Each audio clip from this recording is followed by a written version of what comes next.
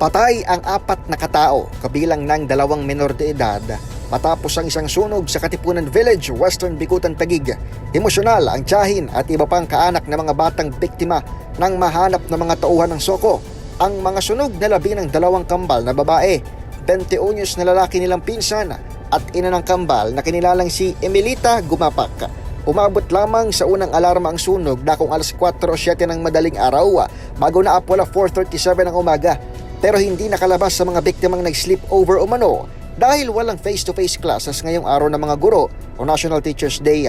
Unang hinanap si Nanay Emilita na hinihinalang lumabas ng bahay sa kasagsagan ng sunog, pero kasama pala siya sa nilamon ng apoy batay sa relos na nakuha sa isa sa mga nahugot na bangkay. Ang isa namang menor de edad na lalaking kapatid ng kambal, isa sa mga unang sinabing natrap sa sunog, ay napag-alamang buhay at nakaligtas dahil hindi ito umuwi sa bahay kagabi. Nasa ibang bansa naman ang sima na tatay ng mga bata at mister ni Emilita na nabalitaan na ang pangyayari sa pamamagitan ng video call. Silangan kambal at saka ni EJ, ubo sila lahat. Nalabasan na daw si Kipag, kuya. Niyakap niyang kambal. Mahal niya kasi yung kambal.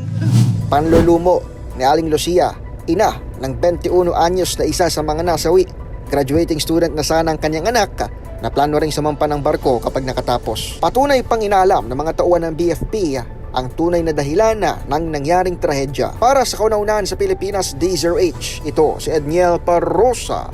Tuloy-tuloy sa pagbabalita, tuloy-tuloy sa serbisyo. Sama-sama tayo Pilipino.